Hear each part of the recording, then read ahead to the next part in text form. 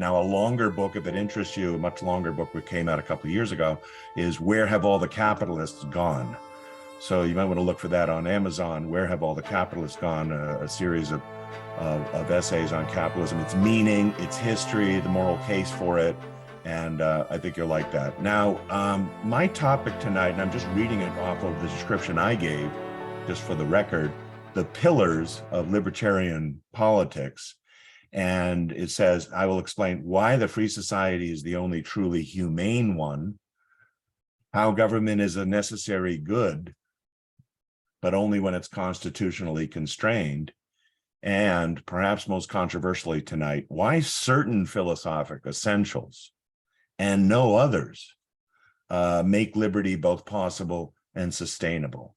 So some of these concepts I have laid out are geared particularly to controversies in libertarianism or in debates between objectivists and libertarians. So that's something I'm going to want to focus on. But let me just say from the outset, if you just take the concept and the word liberty and its Latin roots, libria and freedom, objectivists are wholehearted advocates of liberty. Liberty in every realm, not just in economic, but in social and the whole range of human activities. Now, the issue is, what does liberty mean to those sympathetic to it? And I would include here conservatives. I'm going to speak tonight about libertarians and objectivists mostly, but let's include conservatives as well, to the extent they're friends of liberty.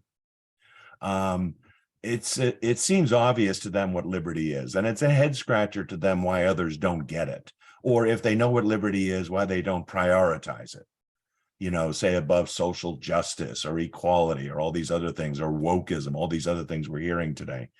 And the fundamental answer to this is, it's a concept like any other highly abstract concept, by the way, including justice, including things like rights. They're enormously complex. They don't sound it, but they're enormously complex concepts which have to be grounded in our experience, in our knowledge. They have to be connected with all our other knowledge. And if not, you either won't get it yourself, or you won't be able to explicate it to others, or others won't get it at all because they don't have the full intellectual context. So I'll be focusing on that a lot tonight. And notice in my topic title, I called it Libertarian Politics. Libertarianism does, as we'll see, mostly deal with politics. And objectivism does this too. By the way, objectivism is the philosophy of Ayn Rand, if you don't know, who lived from 1905 to 1982. She immigrated here from Russia, famously known for writing books like The Fountainhead, 1943, Atlas Shrugged, 1957, and then in nonfiction, books like Capitalism, The Unknown Ideal, in ethics, The Virtue of Selfishness, a new concept of egoism, and The Anti-Industrial Revolution was another one, a wholesale critique of libertarianism. So I wanted to get that out there. And enormously influenced, Ayn Rand, libertarianism itself. Libertarian as a word, the Libertarian Party itself didn't develop until the 1970s or so. And the ideas of libertarianism, and even the name libertarianism, was being batted about with also names like liberalism and individualism in the liberty movement, and it was alighted upon in the late 60s or so. So there is a close relationship, but sometimes an antagonistic one, between objectivism and libertarianism, and certainly between conservatism and libertarianism and objectivism. I'll touch on some of those tonight, but that's not my main focus tonight. Is not comparative so much as the theme will be libertarianism in politics, to the extent it's advocating freedom and political freedom. The argument and theme here is that needs a full-fledged philosophic defense. In other words, you can't just start at the level of politics and demand and ask for freedom and then expect to win all the arguments, because there are an enormous number of arguments, and they go deep into things like ethics and epistemology and metaphysics, these big words that some non-philosophic people don't want to hear about, don't want to know about. And but there are philosophic libertarians. There's no doubt about that. There are philosophic libertarians who understand more what I'm saying, but that is the main pitch from an objectivist like me or others. Our argument is, yes, we want liberty. I'm here not to bury the libertarian political project, but to bolster it to buttress it because it's weak and it's weakened on shifting sands, unfortunately. And let me just say, as a broad cultural trend, we are losing our liberty. I don't need to tell you that. If you're students of liberty, you can look out in the world, and either in your universities or in your social clubs or in the political stream of things going on, we are definitely losing our liberty. America, not just America, the West is generally moving away from liberty toward a more authoritarian, I wouldn't even call it socialistic, it's more fascistic direction.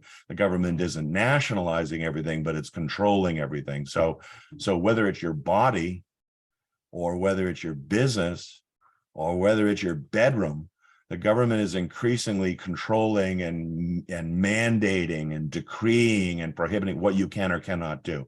And that is a hybrid system, whereas capitalism is a system of private ownership and private control, not only of the means of production, but of yourself.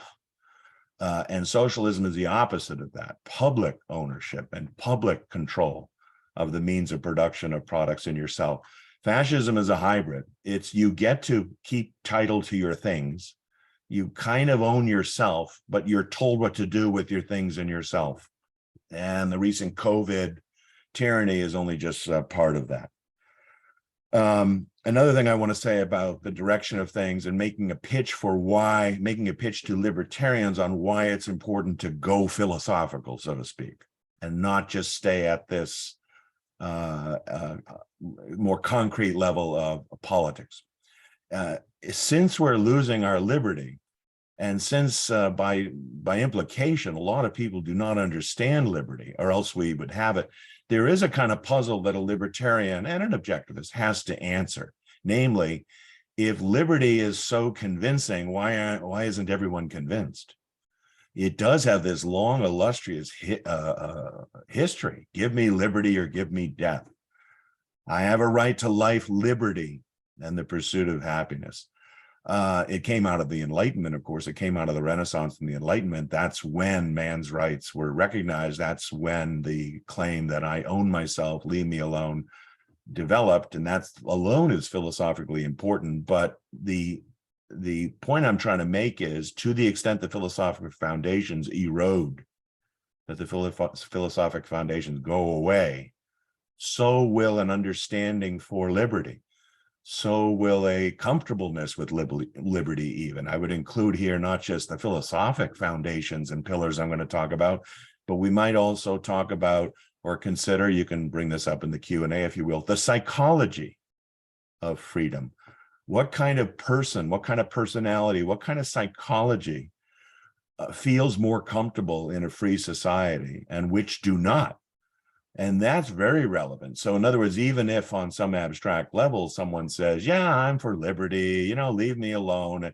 If you are not psychologically prepared, so to speak, if you're not psychologically kind of mature enough, independent enough, confident in your own reason, confident in your own life plan, all these things to live in a free society, you won't want to live in a free society. You'll reject it. You'll may not even realize that psychologically you're rejecting it. You'll want to feel like you're being taken care of, that you're being still parented, even though you're a large adult now. You're like moved out of the house. You're not in your mother's basement anymore. But the welfare state itself, which is an enormous violation of liberty, the whole nanny state, we call it, the whole safety net, social safety net system we have today, enormous violations of liberty. But why are they embraced by people? They feel more comfortable in that kind of setting. They feel that they cannot take risks in life, that they're unsure of themselves, that they might be down and out at some point and they can't turn to anybody, so they turn to the state. So I'll set that aside for the moment because that's more psychology than it is philosophy. But objectivism is very big on the idea that we need a rational basis for the psychology or call it the psychological requirements of a free society. And libertarians don't always focus on that. Now, let me say something about libertarianism and be as fair as possible because philosophically, logically, it's very improper when you're assessing any other potential ally, philosophic otherwise, or even an enemy or an opponent. Make sure you portray their position accurately. Make sure you don't do a straw man argument, as they say, but rather a steel man. So here's the best argument I would make for libertarianism. And by the way, if you want sources on this, if you're not familiar with it, I'm sure SFL will be very helpful in providing students with sources. But I've read, over the course of my life, I've read probably 3 or 4 dozen books. Now I'm 60, so I've had time to do this. Books on libertarianism, libertarian theorists, primers on libertarianism, theories of it, definitions of it, encyclopedia entries of it. The literature is enormous, and that's a good thing.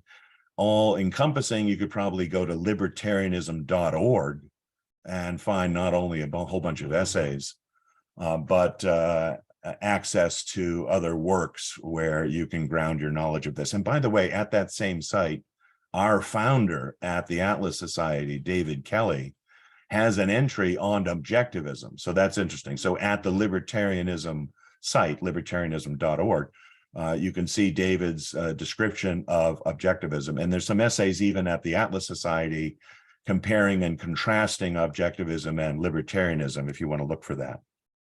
So here's, as I said, the best argument.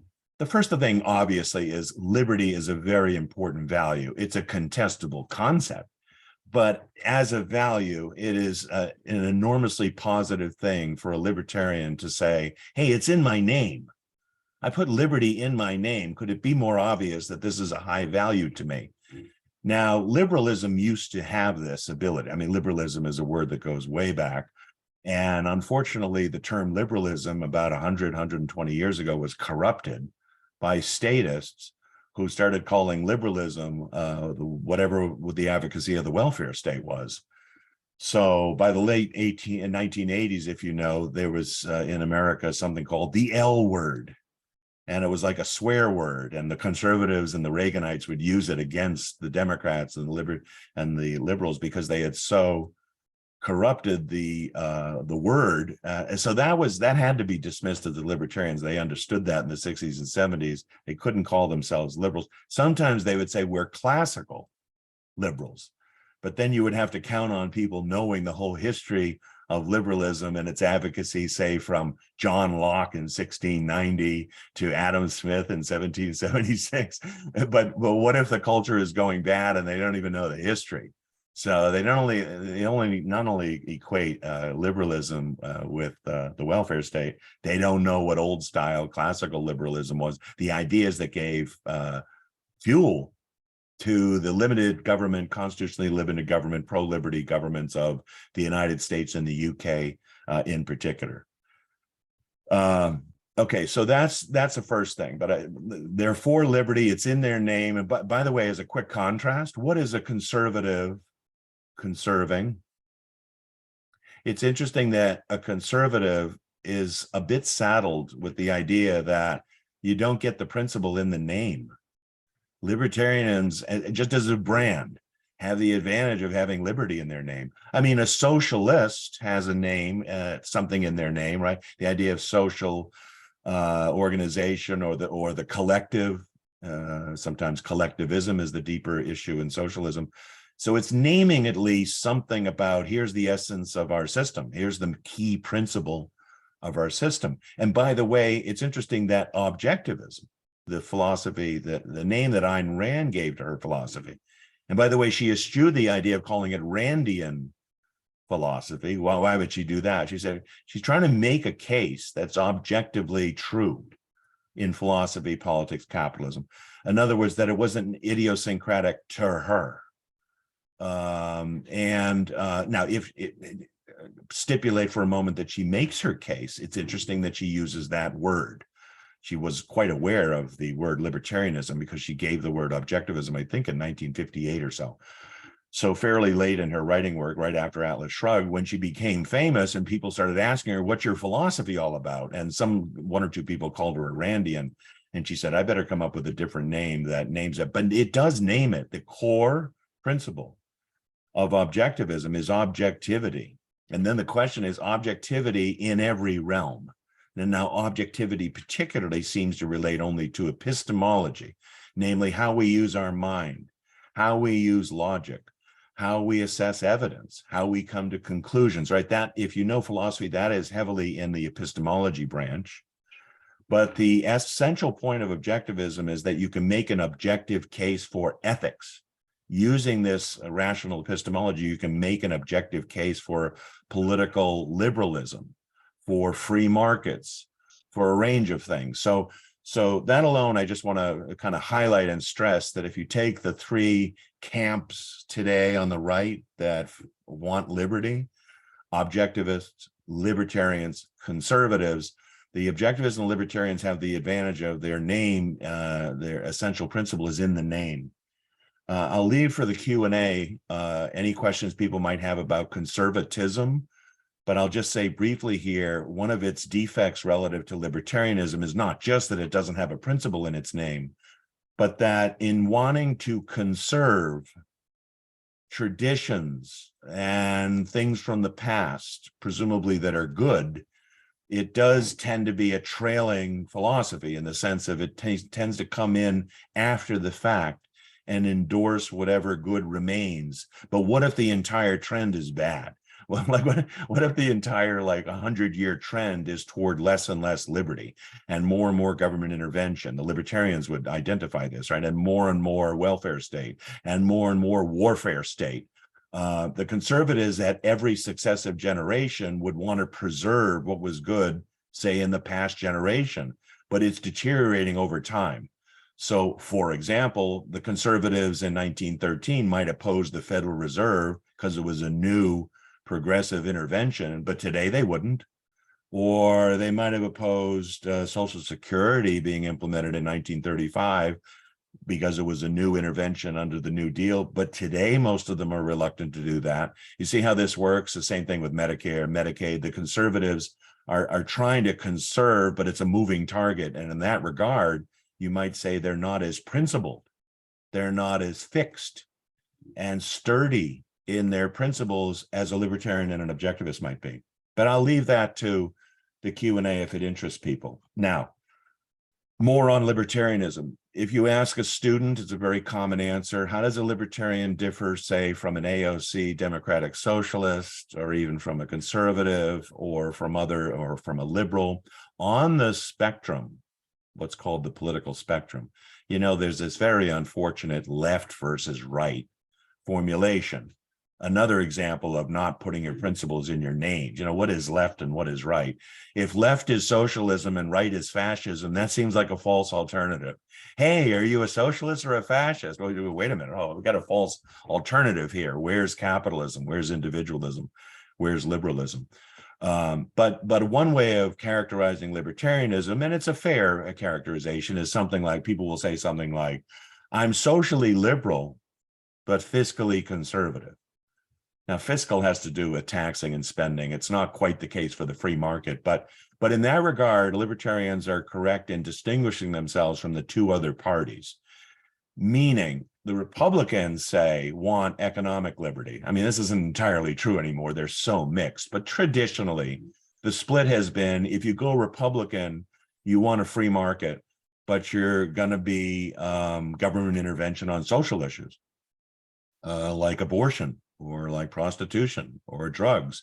And the libertarians don't like that second part. They don't like the Republicans and conservatives intervening, having government intervene in social issues. Now, on the other side, traditionally, the Democrats would be, kind of Marxist-leaning interventionists on economics, but seemingly more liberal on social issues. So there, the libertarians would say, boy, I like the Democratic side there. So I'm saying here's another feather in the cap I would give to libertarianism, namely, they're more consistent. I saw a bumper sticker once from a libertarian. I think it said something like, I'm pro-choice on everything.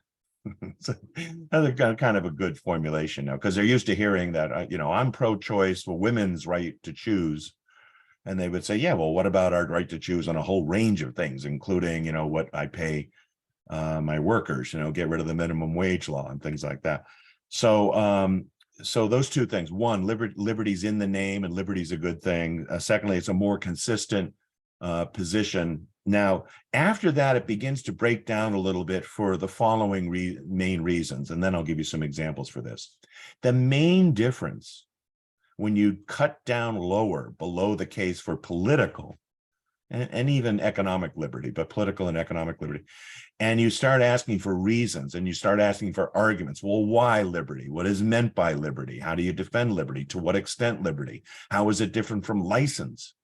How is it different from libertinism? You know, living a libertine kind of hedonistic life. The general public thinks of libertarians this way. They don't think of them as principled moral people. They think of them as basically, let me do whatever the hell I want, leave me alone, as long as I leave you alone. And that just strikes people as, if not immoral, amoral.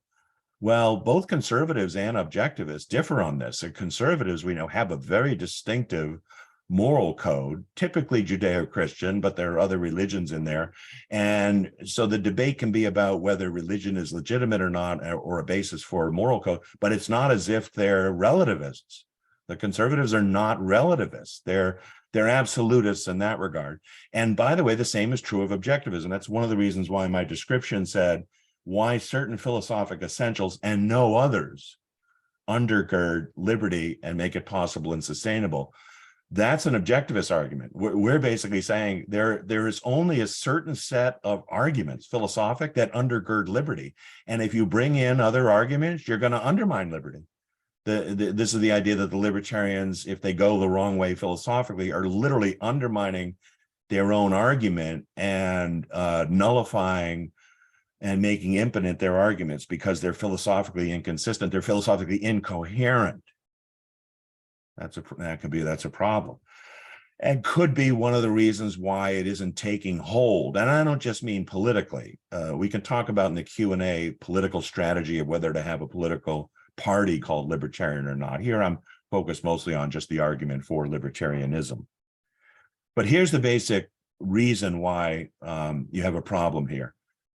Once you get down into ethics, and once you get down into epistemology, and once you get down into metaphysics, a lot of the stuff of which the libertarian would say, who cares? Who cares to go there?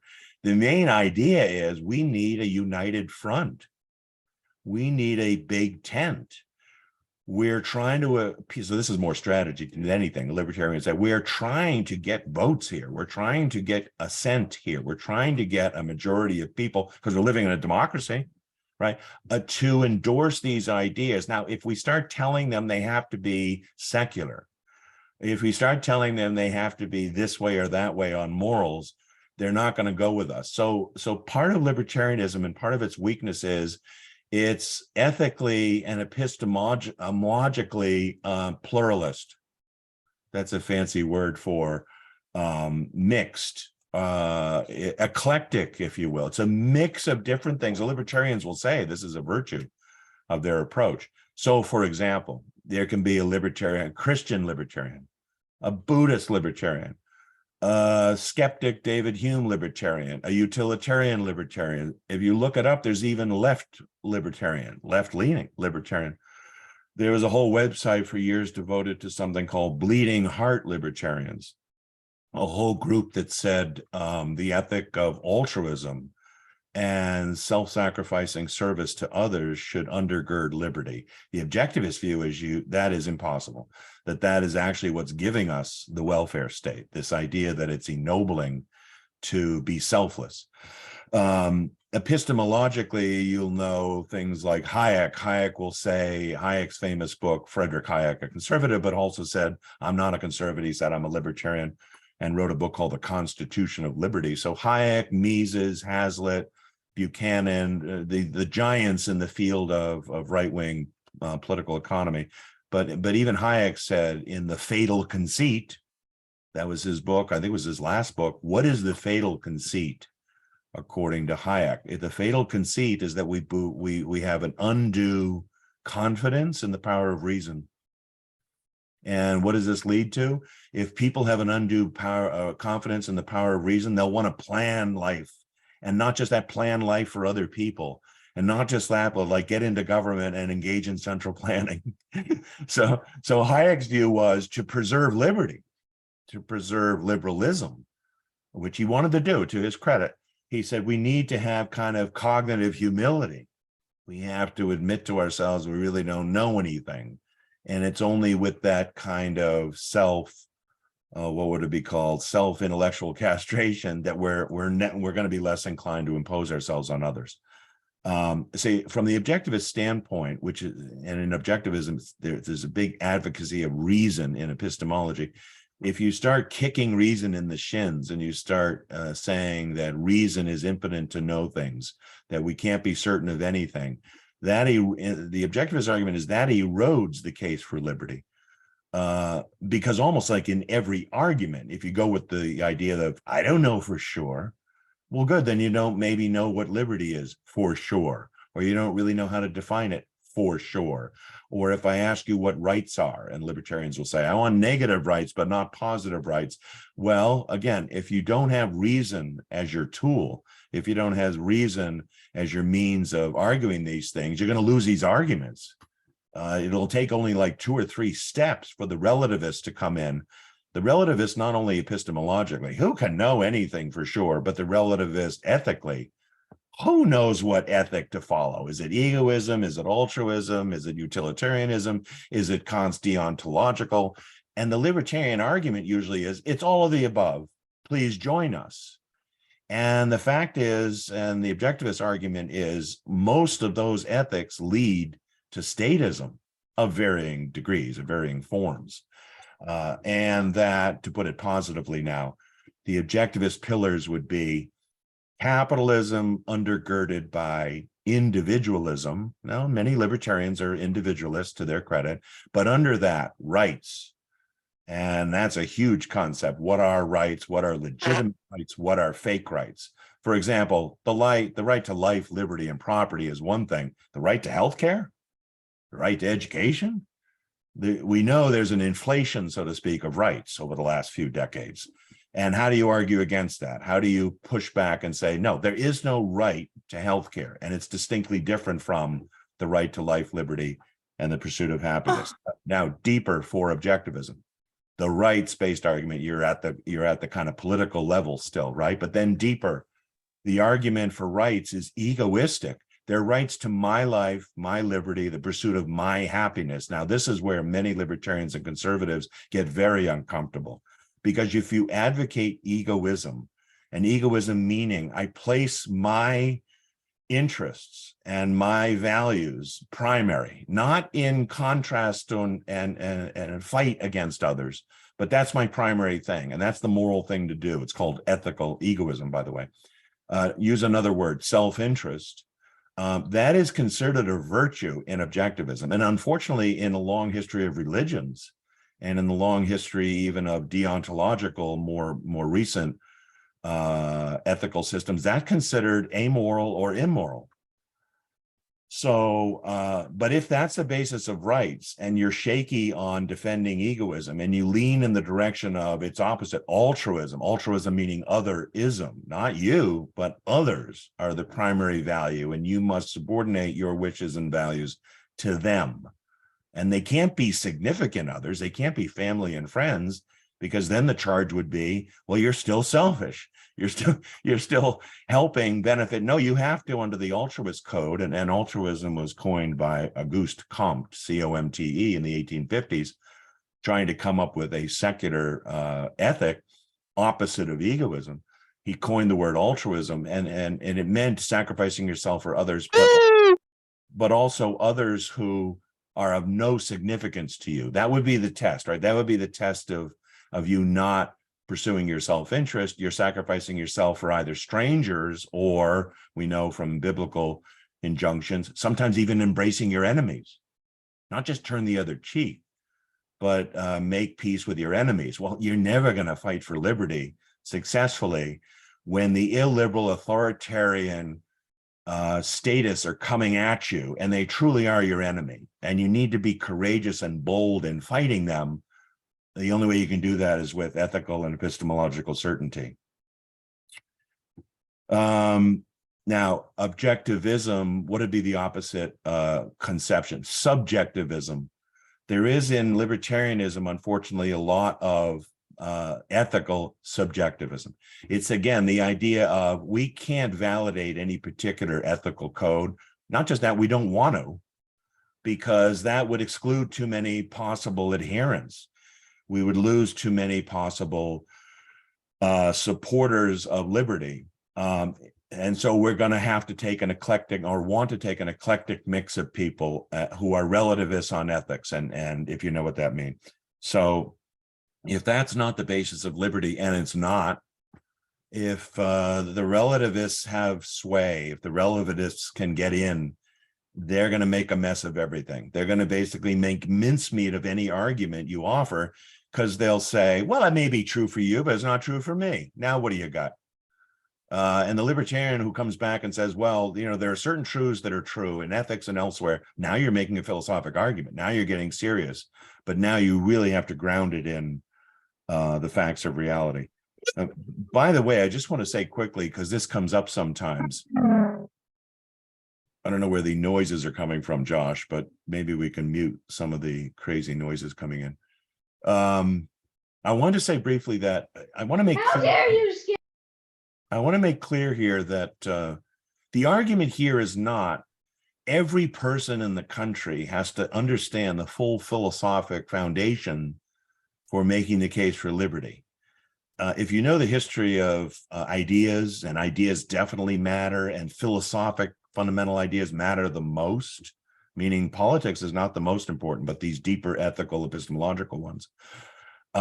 If you know the history, you know that minorities move the world, intellectual minorities. They're the ones who lead the way. And we are talking here among conservatives, objectivists, and libertarians, those of us who care about ideas, those of us who are going to university, those of us who are at think tanks, are the most influential in setting the philosophic and political terms of a country. That's what's most necessary. And in many ways, you can say that's a good thing. Because if you counted on, in the case of America today, if you counted on trying to convince 330 million people, you probably would give up before you began. But if the goal was, no, I need to influence at the margin, but increasingly at the margin, people in media, people in journalism, people in the philosophy and academic departments, in the think tanks and stuff, things can change for the better very quickly if that group, if these quote unquote thought leaders are the ones whose views are changed. And so I wanted to stress that, because the argument for liberty has to be geared to those. And that may sound elitist. It may sound like I'm just appealing to the establishment, but it's undeniable that the elites, the ones with the credentials, the ones with the degrees, the ones with the platforms, with the voices, with the experience, with the resumes, are the ones who move things. So those are the ones we want to reach. And that is, I don't want to say easy, but it's much easier than saying, no, I need to convince the general public. The general public, many of them aren't interested in deep philosophic ideas like this. They'll take their ideas as a derivative and not spend a lot of time on them. Not their fault, but that's just how the thing works. Okay, I wanted to say something also about libertarianism, and I see that I'm going to give myself maybe 5 or 10 more minutes and then take questions. I don't want to go for a full hour. There is an element, and I'm not going to spend too much time on this, because again, I'm trying to get the best argument for libertarianism and then buttress it. But you should be aware that, and in due to the fact that there's this relativism and eclecticism within libertarianism, a lot of isms there, one of the things you get is anarchism. So there is, unfortunately, a wing. I'm not sure how big it is, but there is an element. You would never get this in conservatism or objectivism. So in objectivism, the view is government is a necessary good. It's not even a necessary evil. It's a necessary good. That anarchism is terrible. Anarchism is inhumane. Anarchism is brutal. It's the war of all against all, as Hobbes put it. But objectivism is also saying government must be very limited strictly to protecting individual rights, and only that. And of course, the libertarians will sometimes say this, and they'll refer to what they call the non-aggression principle. But there are many libertarians who make the following equation or conflation, which objectivists and certainly conservatives do not. They think all states are statist. So let me repeat that. A lot of libertarians who, especially the ones who go anarchist, they believe all states are statist. Now, what is statist? Statist means a state that subordinates the individual to the state and sacrifices its liberty wherever necessary. And that's why it's called statism instead of individualism. The state is primary, the individual is subordinate or subject, okay? Well, now a state is simply defined as, that institution. How did Max Weber put it? And Ayn Rand endorsed this view. The institution that has a legitimate monopoly on the use of legitimate force in a particular territory. Now, a lot of words in there. Why should it be a monopoly? Why can't there be competing governments, as some libertarians want? But also the legitimate use of force. What is the legitimate use of force? So the libertarian or pacific argument that says there should be no force at all, well, that can't be right, because you have a right to self-defense. Don't you have a right to self-defense? You should be able to repel and, if necessary, put down an attacker. And by the way, self-defense grounded in self. It's a philosophic argument. It's a moral argument. Myself is of value. I get to defend myself. You see, you couldn't even have a defensive self-defense without going to the root of, well, what about self? Why is self important? Why not be selfless and allow people to attack you and you have no say in the matter? So it's not that force is gone. It's that retaliatory force is the only force government can use. Nobody and no government, the argument is, can initiate force against innocents without doing evil, without doing harm. And again, I'm not saying some libertarians don't endorse this. Objectivists definitely endorse it. The difference is objectivism gives a full philosophic defense of that claim, that argument. You can't just claim that out of context as an axiom. There's a whole philosophic argument that goes under it. But the other argument is from objectivism is states can be constitutionally limited states. It is possible. I think if we had not seen the experiment in America and Britain at their best, this is before World War I, I'm not sure the world would have realized that states can behave themselves, that states, governments can be made to behave themselves. Now, they didn't always behave themselves, and sometimes they certainly violated rights. I'm focusing mostly on the period post-Civil War in the US, 1865, say up to World War I, that would be 1914. So about a 55-year period, and in Britain as well, where two major countries in the world were very liberal. You had a free labor market, you had no central bank in the US, no income tax, no regulatory schemes. That was the heyday of true laissez-faire capitalism, but it wasn't anarchism either. So if you want to search the internet, you'll find I've had debates with what are they called? ANCAPs, anarcho-capitalists. See, I'm a capitalist, but I'm not for anarchy. So I've resisted this argument from the anarchists. You cannot have liberty. You cannot have freedom. You cannot have agency. You can't even have economic activity without government. But it has to be, granted, a specific kind of government, a limited government that upholds private property rights, self-ownership of the person, freedom of trade, and all those good things.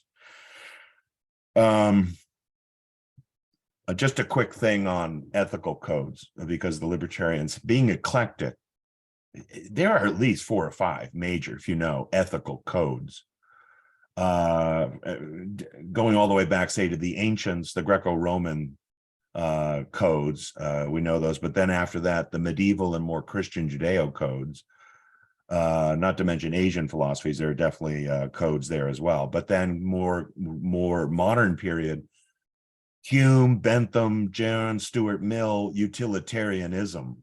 I mean, utilitarianism, the greatest happiness for the greatest number. There are many utilitarian libertarians. There are many libertarians who say that is just fine for me. But if you know the history of utilitarianism, it does permit the sacrifice of the individual, as long as it'll boost societal happiness or social utility, or however they measure it, social welfare. Now, not every libertarian is prone to this, but if you go utilitarian, if you go with that particular ethic, you will not be able to consistently defend liberty. And the entire welfare state and the entire push for it, when you think about it, is the argument, well, yeah, certain groups soak the rich. Certain groups will be sacrificed, certain groups will be harmed, but we're going to help society generally. We're going to create these social safety nets. So utilitarianism becomes an opportunity to sacrifice either the individual or certain groups for the alleged benefit of, what's the terminology? The common good, the general welfare, the public interest, all kind of collectivist, non-individualist criteria that are used to sacrifice liberty. Now on religion, now this is controversial, but again, if your ethic is based on religion, it falls apart if there's no case for a supernatural being or a supernatural dimension. So now that alone is a big problem. Objectivists are atheists. We're not militant atheists. We're not like running around trying to trash religionists. But the argument is, if you go by reason and facts, you are not going to find evidence for a supernatural realm. And if you're not going to find evidence for a supernatural realm, you're not going to find a deity. You're not going to find a God. And if you're not going to find a God, how do you defend God-given natural rights? Because a lot of libertarians will say, and conservatives, but libertarians too, if you ask them, where do rights come from? They'll say God. But if God doesn't exist, the whole argument falls, right? Now, you could resort to the following argument. Well, I don't believe in God, but I do believe in certain important and very influential moral characters like Jesus Christ, or like Muhammad, or, the Hebraic champion, Moses. All right, so they certainly handed down laws, right? Laws of behavior. But they were more in the mode of commandments, lists of things to do and not to do. And so in the sense of appeal to authority, because we said so. It's more than that. I don't want to diminish it too much, but the objectivist argument is, no, ethics are scientific. Ethics are objective. Back to that word objective. There's an objective case for living a certain particular ethical code with virtues attached: productiveness, justice, rationality, independence, pride. Objectivism has these key 7 virtues. But the argument is, it's based on human nature. It's based on, these are the tools necessary to live a happy and flourishing life. So they're not God-given virtues, and the rights themselves are moral principles where we define how much freedom we have in a social context. Well, that's not a supernatural appeal. That's appealing to, what are humans like? What are humans in essence like? What is human nature? And if you build your ethic upon that, it's a rock of a kind. Human nature doesn't change in that regard. Humans change over time, but the nature of humans, what did Aristotle call humans? The rational animal, not animals, but animals with rationality, with reason, with this faculty, with this capacity to reason. And if so, reason also applies to ethics, codes of how we live. And reason also applies to politics. It has to apply to politics. We need a reasonable politics. So that's another way, just to leave it more positive, it's another way of kind of bolstering the case for liberty by saying and reminding people, you need these philosophic pillars. These pillars are not grounded in sand. They're not grounded in quicksand. They're not relativist. They're not dispensable. But notice what this will sound like to a libertarian ear, especially a relativist. The objectivist will sound religious. We sound like we're absolutists. You only can base it on rational egoism. You can only base it on a secular metaphysics, a one world secular metaphysics. And on the other hand, a conservative would look at an objectivist and say, there's no religion in there. And if there's no religion in there, you guys sound like you're the subjectivists. Both you libertarians and objectivists sound like you're just making stuff up because it's not grounded in God's law. It's not grounded in the fixity of the deity. I think I'll conclude there. I could say much more, but I think I've said my piece. I think I've said most of the essentials of what I wanted to get across. The main theme, yet again, is liberty is wonderful. It's a great a value. It's something that should govern all political action, political values, political theory. But the word itself is enormously complex, has to be taken apart, understood, fully defended, and related to important things like justice and equality and rights. And when you start talking about concepts like that, you are necessarily in a more abstract philosophic realm, and you need to have your shit together. You need to have all your arguments lined up and impenetrable, or you're not going to make headway. Now, someone on the libertarian side, by the way, might well say, well, of the three groups I'm talking about, which have the largest following? And it's undeniable, because Abby and I go to these student conferences, and Abby, have you noticed the conservatives are huge? Obviously, the conservative students, that's a huge contingent. Libertarians probably second. Would you say second? And objectivists are third. I mean, there are not as many objectivists, but not only in the general culture, but in among students. But again, sheer numbers are not what governs the truth or falsehood of the arguments, so here we are among the three of us, the objectivists, looking to the other two saying, we're with you on the liberty thing, but let's understand what liberty is and rights are, and here's the philosophic arguments for them, and other philosophic arguments are just going to make you spin your wheels or lose your arguments. And so I don't know, what's the conclusion here, Abby? Let's talk to each other, let's inform each other, let's learn from each other. I certainly learn from libertarian thinkers, conservative thinkers, libertarian students, conservative students. I hope they learn from us, but there needs to be, I think, a lot more bridges built than burned between these three groups, what I call Friends of Liberty. So I'll stop there. Sorry I went on so long, but at least I didn't go for an hour, Josh. I went for 50 minutes, I think.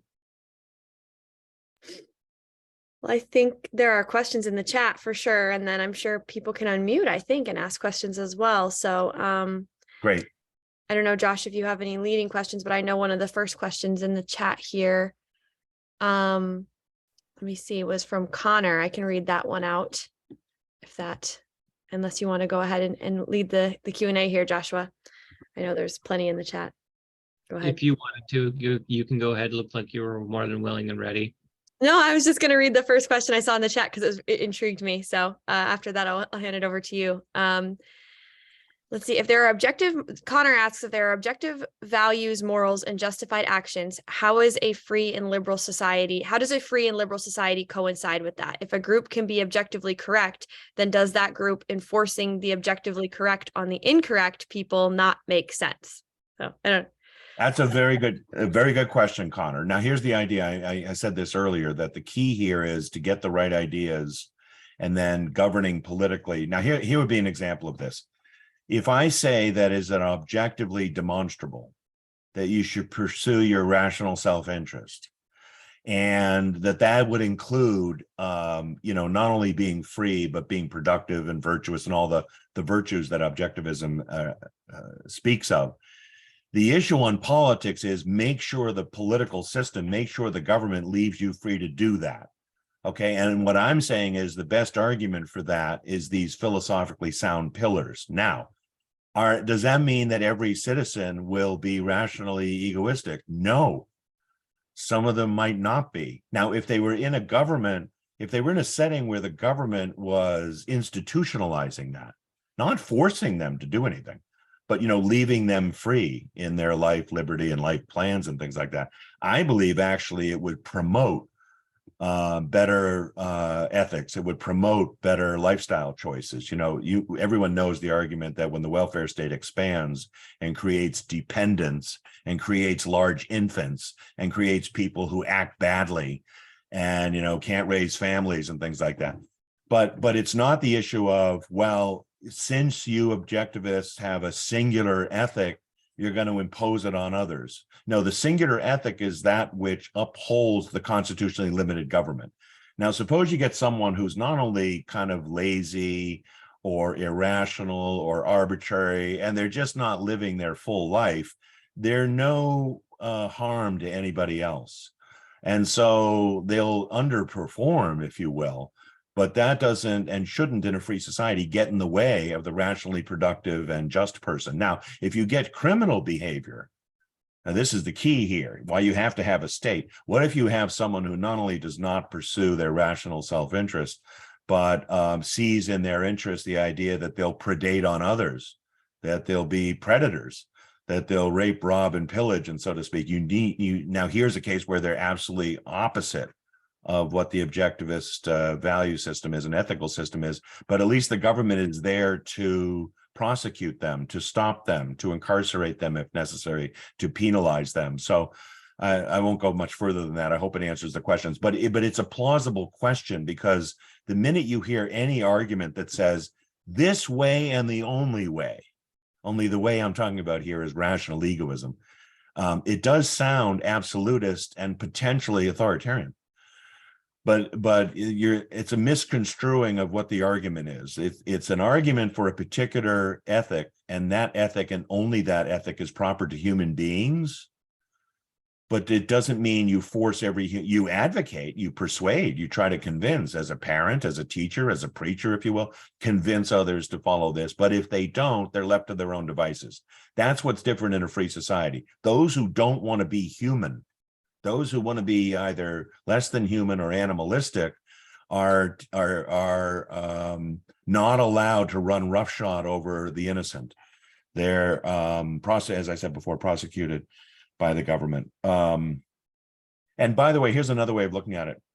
If the basic virtues as an objectivism, and again, libertarians have some of these, and Christians have some of these: work hard, keep your promises, don't hurt other people, kind of basic homey, get a job, be loyal to your spouse, treat your kids well. Those kind of things, perfectly decent admonitions, right, allow for a wide range of options. I mean, one of the objectivist virtues is productiveness, in other words, work at something. Well, but that includes working at art, working in the arts and letters, working in business, working in engineering and medicine and law. There's an enormous number of options. So the idea of you must be productive, it sounds like a mandate, it sounds like a requirement, but it's not a system where you run around forcing everyone to labor. No, you leave people free. If they choose to not labor, they can choose not to labor, but they can't have the right to go rob others who are laboring, is the key. I hope that helps, Connor. Okay, well, we have the next question here from Michael, Richard. It's, how do you own yourself if you are under the state's control? Well, well, Michael, if that's true, you don't.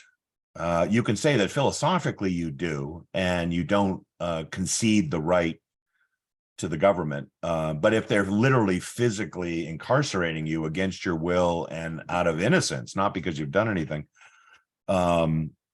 you don't own yourself in that metaphysical sense. Now, it may be worth developing here this principle, because I think you're alluding to it, Michael. The argument in libertarianism from the idea of I'm free, I should be free, you should understand there is something called the self-ownership principle. Now, here's the argument. The argument is something like, if we're not to be slaves, so it starts negative. If we're not to be slaves, meaning owned by others, and we own ourselves, and here's the next step, ready? Then we own our labor, because that's ourselves, our mind and hands working, right? And then here's the next step. We own the fruits of our labor, the stuff we make, therefore property rights.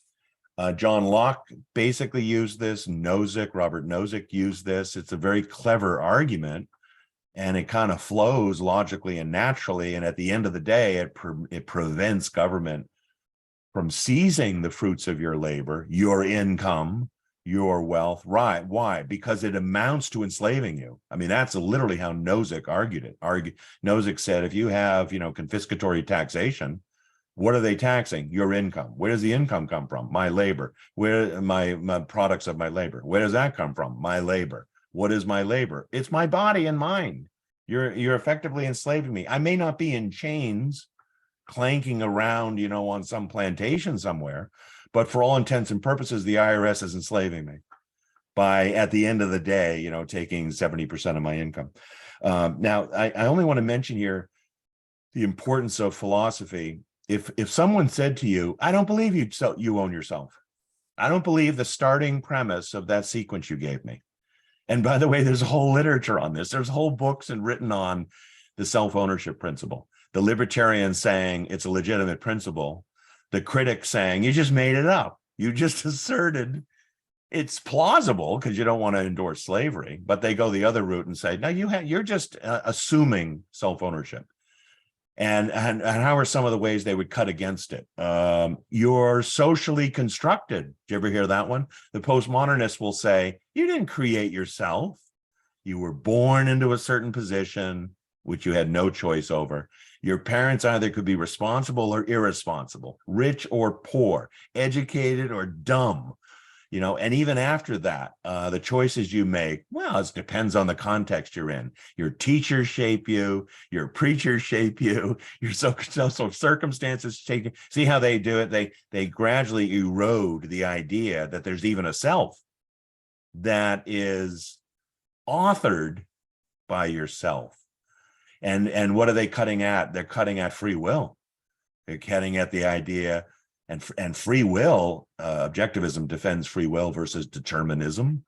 It doesn't deny that there are circumstances and environmental surroundings that influence us, but the idea that we have no free will, that we're buffeted by influences beyond our control, well, that is a big cut-in. That is a big trench on the libertarian argument.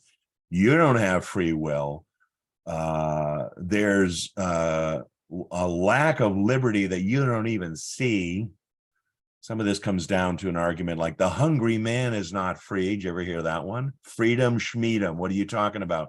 If I have no money, I'm not free to do anything. So there's your much vaunted freedom. Now, libertarian and objectivists have come back and say you're fundamentally free. You may be poor, but it's not like you're shackled. And no, they'll come back and say, no, I'm effectively shackled because I don't have the range of options that you do. And unless we redistribute wealth and assets and other things, we're not going to be all equally free. Amartya Sen has this argument, S-E-N, a communitarian socialist, Nobel Prize winner. Sen has what he calls the capabilities version of freedom. Unless you are given capabilities or have capabilities to do this or that in life, you're not technically free. So they see it as the welfare state liberating people. Not, well, they might admit that they're confiscating wealth from others, but on the other hand, they'll say, but I'm also liberating others. I'm giving money and opportunities and education and housing and clothing and everything else to these other people who are otherwise deprived, and now they're free. You see how they argue? Now they're free to do stuff. And if you say to them, well, you just took from Peter to pay Paul, what about Peter's rights? They would come in with social utilitarianism. They would come in with, well, my standard isn't the individual. I don't care what happens to Peter. My standard is what happens to Peter and Paul combined. We call it society. And I calculate that societal happiness just went up because I took from Peter, and paid Paul. And by the way, the more Peter has, the less he'll miss it. They use that. The utilitarians will use that. $1 from Bill Gates is nothing to Bill Gates, but $1 to the recipient on the welfare rolls means a lot to them. So net happiness just went up. Try to refute that one. You see how this works? But anyway, the self-ownership was what the principle that we started with. That alone, if you understand the difficulties associated with what is that actually? What is that argument actually? Where does it come from? Does it just come in midstream as an assertion? If it does, it's going to be eroded quickly in your argumentation. If there's a deeper philosophic argument for that, then it has to be understood and used. But that's a good question, Michael. The next question we have here is from Mary. I don't think she's here any longer, but I'll read it. It says, I've heard there's a collective psychology of Russia held by Russians. Do we have a collective psychology in the United States, or are we too diverse? And is it okay if we're diverse when it comes to psychology? That's an interesting, is that Marie? Did you say? That's an interesting question, Marie. Ayn Rand once referred to a culture having a sense of life, or a people's having a sense of life. And some of it is rooted in things like, is it a culture that's largely individualist or collectivist? That's a big break. That's a big difference. And the first, here would be another one: self-confidence versus self-doubt, maturity, immaturity. It's hard to, and almost impossible, I say, to, if we're not going to stereotype, to classify an entire culture one way or another. But there are certain cultural, philosophical, even political situations in which, if you're referring to, I think you referred to it as the psychology, will either embolden or erode a certain psychology. I think that's definitely true. And the free society, to the extent, as I said it earlier, has people who are psychologically healthy, not mentally ill. I mean, objectively, I hope we can still say there are certain mental illnesses which are objectively harmful to the mental capacities of certain people, and then other people are mentally healthy. And interestingly, and so the free society, the capitalist society you mentioned, I think you were saying Russia. I mean, Russia is both mystical, religious, and has trailing aspects of Marxism to it. Those are all bad things for the psyche. They all feel like I'm buffeted by events beyond my control. I can't really control my life. I don't have agency. I feel determined. Marx told me I'm determined, even though I'm not under the Soviet rule anymore. They had 75 years of that banged into their heads, right? So there's still a leftover corruption as well. Corruption is a big aspect of society. To what extent do people trust each other? Economists speak of something called social capital. Some nations have more social capital than others. What is social capital? Trust between people, trust in institutions, trust in government. And some countries are way down the list, and they tend to be more statist, interestingly enough. They tend to be more collectivist, where the freer countries, people tend to trust each other, and they're benevolent toward each other, and they don't think the worst of each other, and they give each other the benefit of the doubt. And they believe that interaction and trading will lead to positive results. So I'll just leave it at that. Maybe one more suggestion to get back to the philosophy of self-interest and egoism. On the issue of mental health and psychological health, if you will, notice that there are many, what I call them like the 6 or 7 selves of mental health, like self-esteem, self-reliance, self-responsibility. This is off the top of my head now. Self-confidence, self-assertiveness, the self-made man. I mean, I could go on, but they're very interesting. They're all like self-hyphen words, which if you went to psychiatry sessions, you'd say, that's the healthy person, not the narcissist, not all these other things, the self-aggrandizing person. So there's certain bad self ones, but those are all like healthy self traits that most psychologists would recognize as healthy. But notice they're very self-oriented. They're not other-oriented. They're attitudes and judgments about yourself and about your capacities and about your worthiness, which are very healthy and good for the flourishing life. And some cultures promote that, some states and politics promote that, and others don't, or squash it. By the way, notice the trend: cancel culture, woke, the browbeating, the deplatforming that you see of late. What is that? That is clearly not the free society. That is clearly not the society of self-confident beings who tell these control freaks to go jump in a lake. Why is there so little of that? It's a sign of losing freedom, but also losing psychological confidence. I often like to quote that the last lines of the national anthem in America is the land of the free and what? The home of the brave. You need both. You need bravery and courage to stand up for freedom. You can't just be pro-freedom. You need to yell from the rooftops, if necessary, for freedom and against tyranny. Libertarians know that. Objectivists know it. Some conservatives know it. But the craven kind of cowering apologetics that you see from people, I'm sorry I offended you, by trying to defend liberty or rationality in the schoolrooms or things like that, is a kind of craven lack of self-confidence that is really rooted in psychology.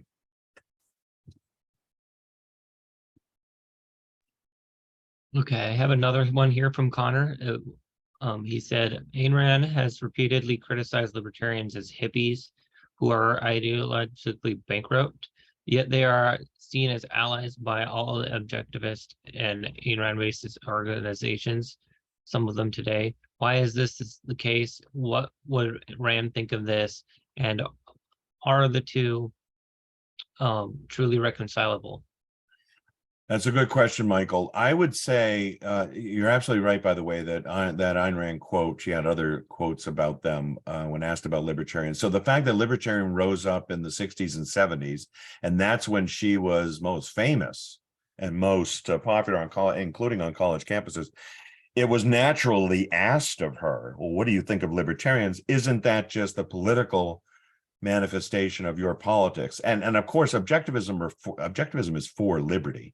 But when she called them hippies, she was particularly referring to this relativism and this kind of narcissism and hedonism that the hippies of the left and right at the time shared, you know, the kind of Woodstock garbage that occurred. I mean, that was not seen by objectivists, and certainly not by conservatives, as moral living, you know.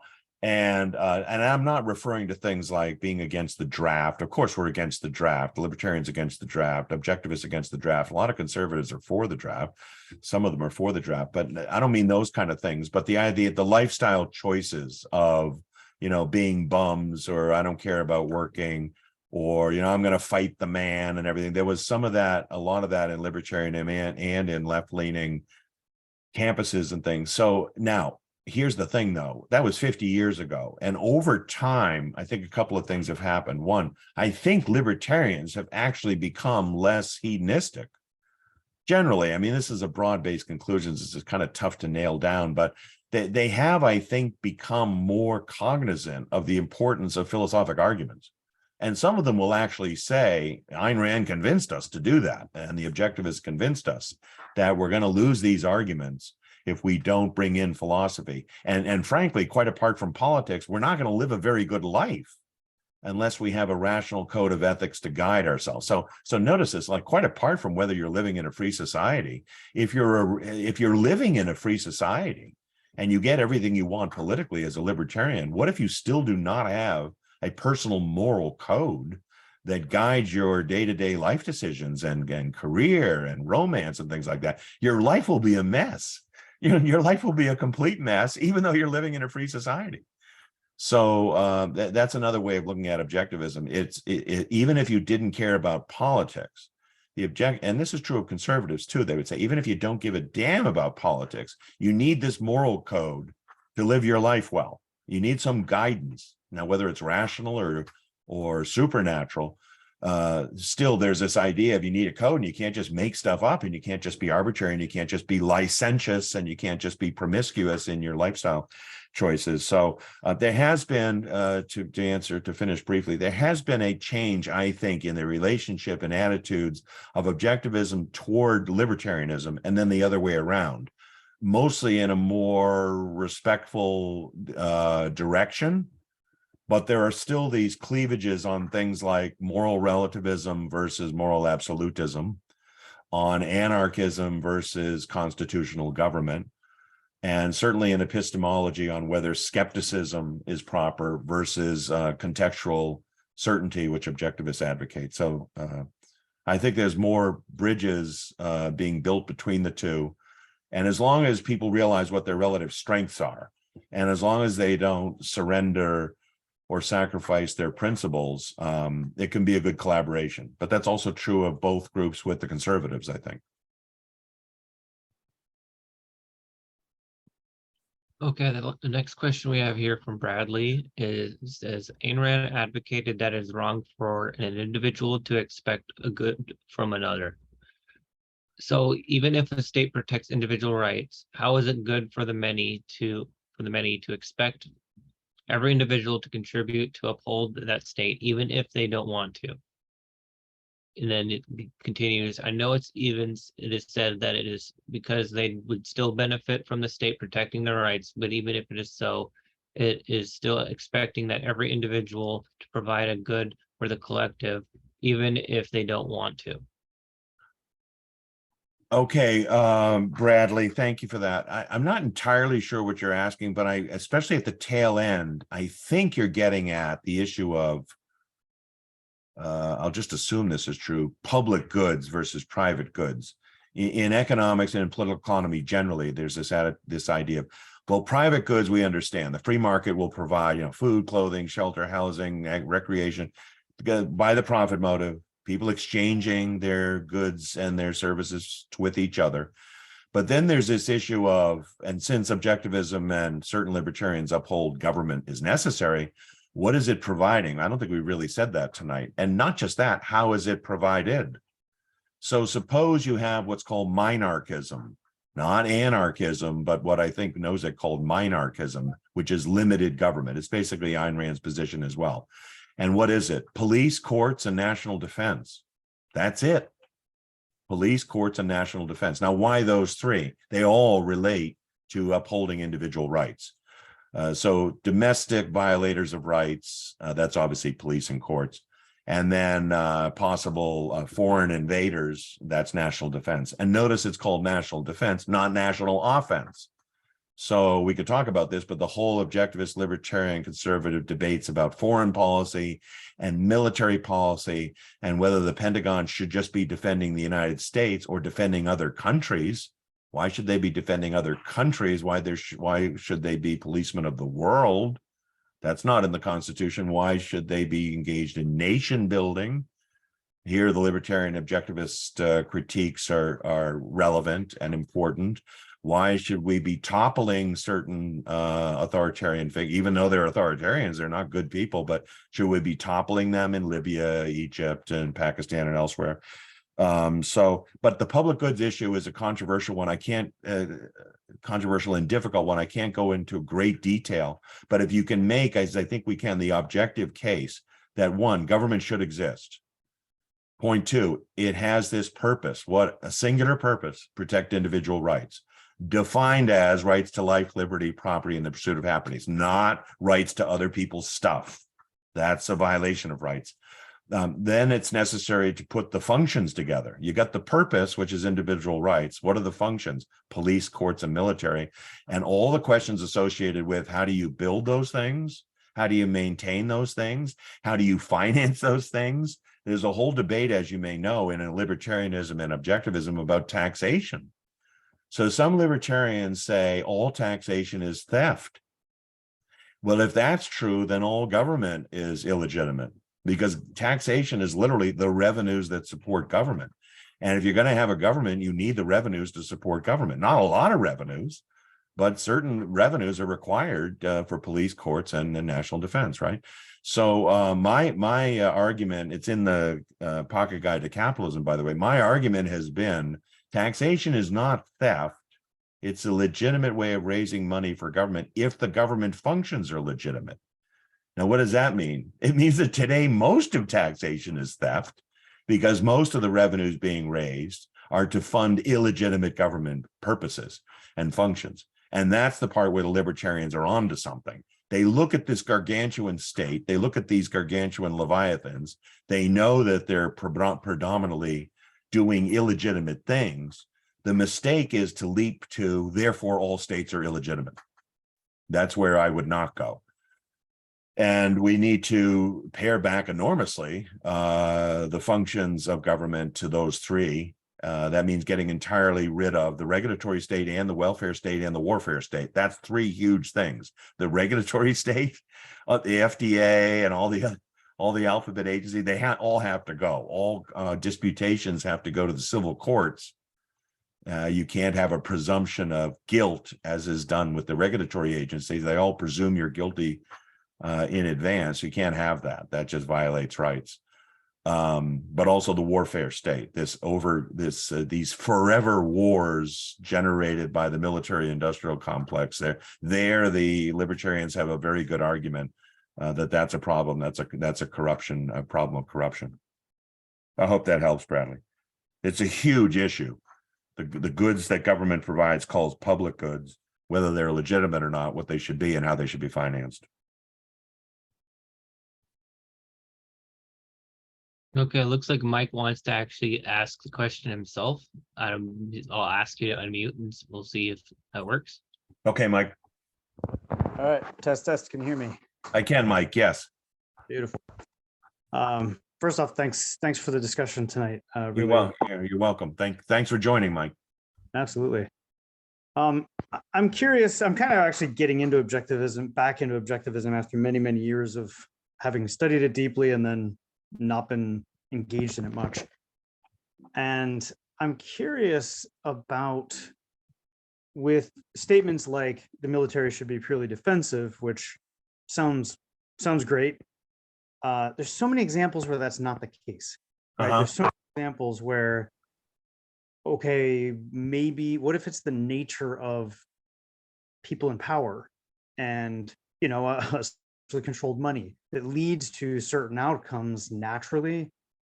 How do we distinguish the hypothetically right government positions like military should be purely defensive from the reality, the as enacted reality of militaries? And I not to make my question overly complicated, but one other thing that comes to mind when I think of this question is George Washington said the biggest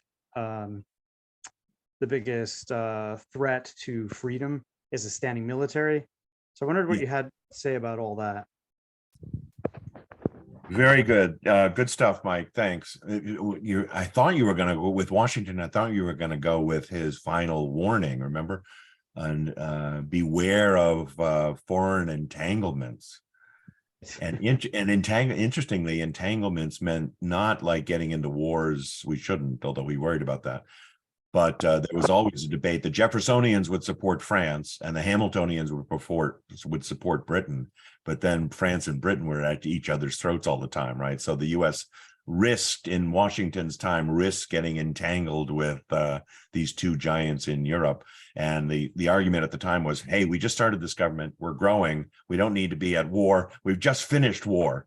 We just finished the French and Indian War, and then we just finished the war against Britain. Let's grow here. Let's have some peace. Sure enough, there was a War of 1812. But standing army, the Jeffersonians were opposed to it on the grounds that it would sap liberty.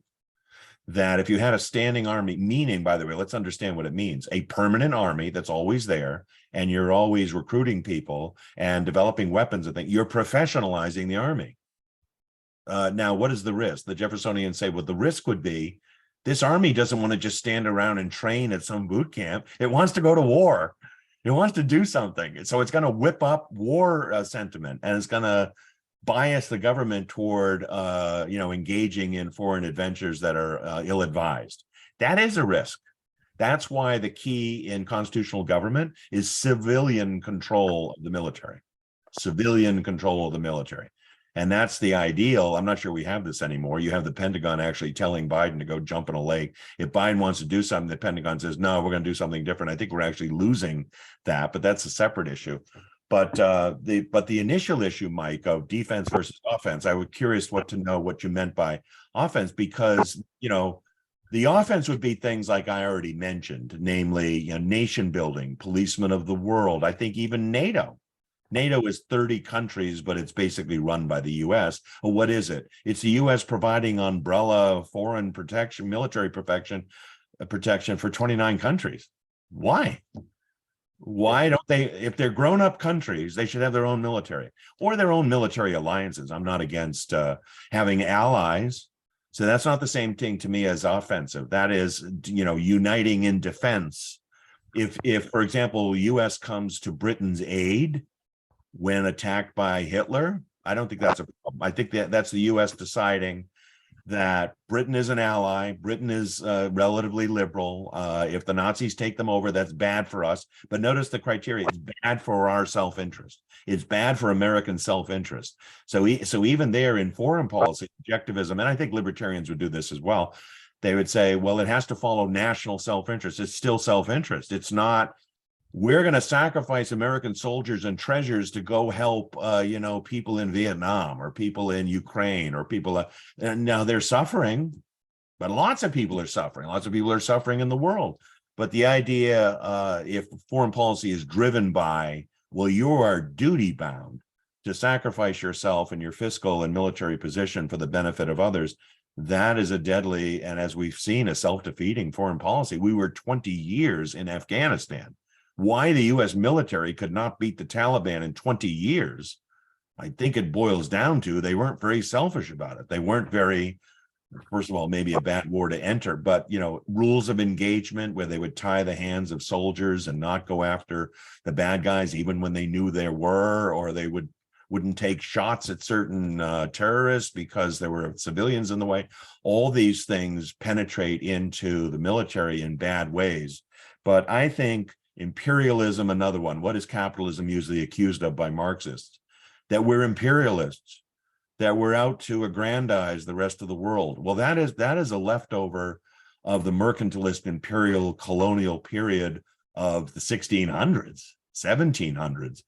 The American Revolution throwing off Britain and throwing basically the colonies, throwing off the empire. I mean, that is the most anti-empire, anti-colonial thing that could have been done in that period. And yet the critics of America today are accusing it of being a colonial power, being imperialistic. And some of it looks imperialistic because we have statist government now. But during the period from Washington till at least World War I, the US was definitely not militarily offensive. It was defensive. So I don't know if that gets to your point, Mike, but I think we can make this distinction, and it's so important even today when you consider the bloated Pentagon budget of military defense, national defense, self-defense is really what it is versus offense. It's really interesting, civilian control, right? If we look into the Second Amendment, you end up with a well-regulated militia, not in the current day definition of regulated, but a well-working operating militia. That's in civilian hands.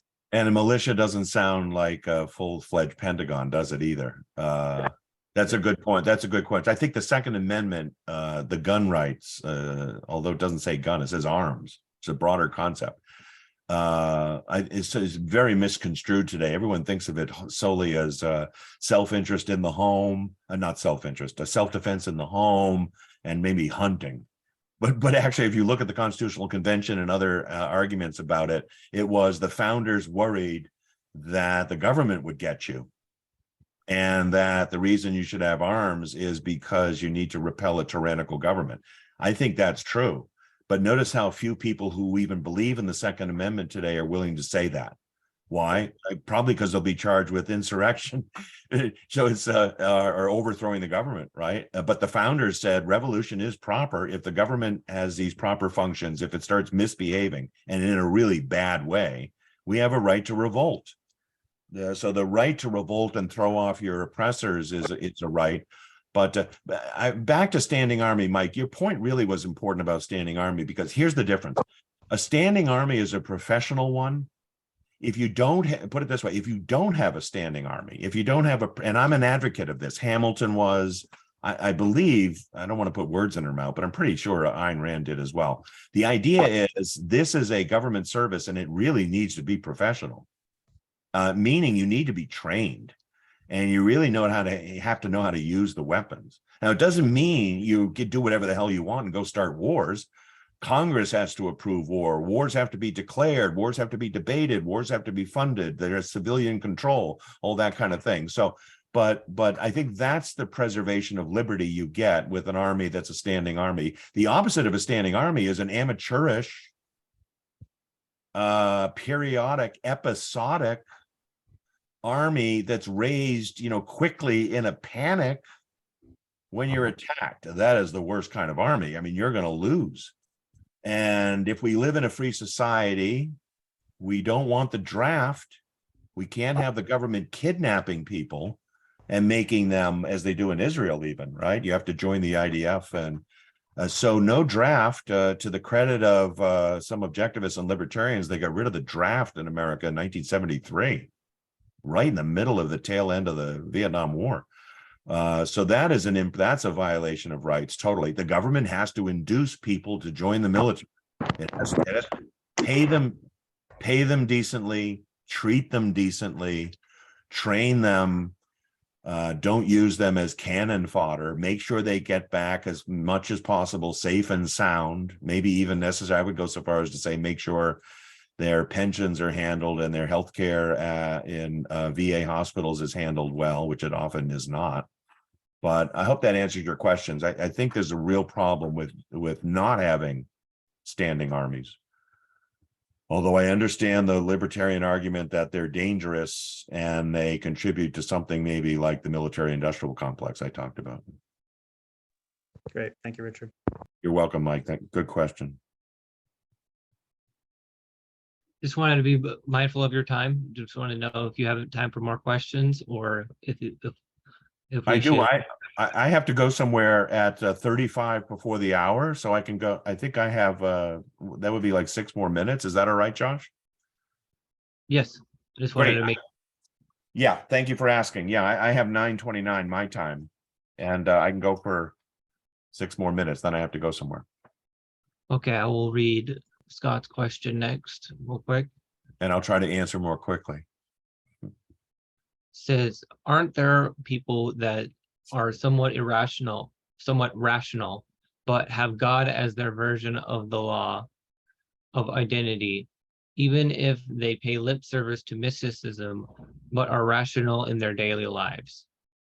The answer is yes. God willing. I won't.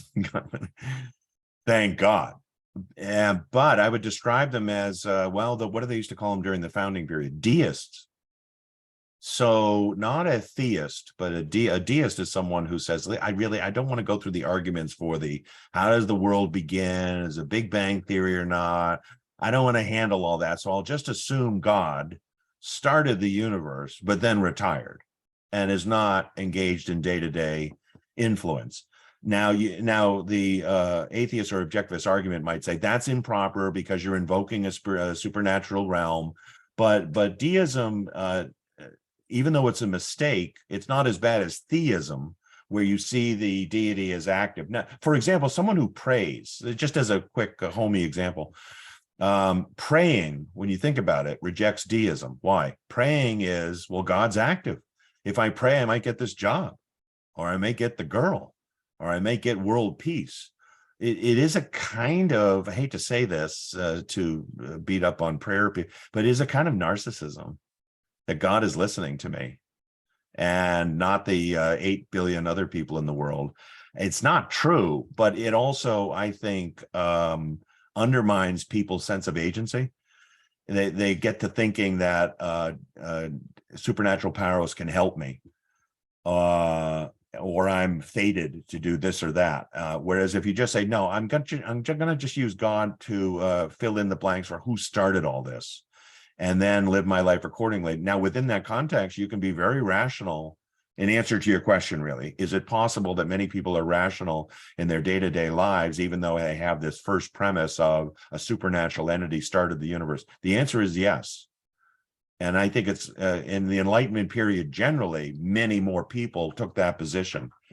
The problem is people who think that God is an active element in their lives and that they should not pursue happiness because it's too selfish or hedonistic, or they should not be secular because, that violates certain biblical injunctions, or they should not love the pursuit of money and business because that's considered evil.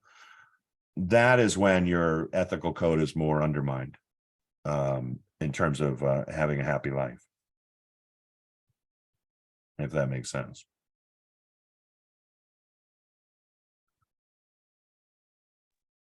Thank you, Richard. I think Well, we'll wrap it up here. If anyone has any closing remarks, or Richard, if you have any, Abby. I will ask if anyone, if they did not, real quick, if they did not send me your email address just for my attendance, please do so now. I do know if I don't have it already, that's what I'm asking for. So there are a few of you, I already have your email address, so I'm not asking you to send it to me if you don't, we're already connected. So thank you. Well, I wanted to say real quick, I put a link in the chat to the Atlas Society's inaugural student conference we're hosting this summer in Nashville, Tennessee, July 27th through 29th.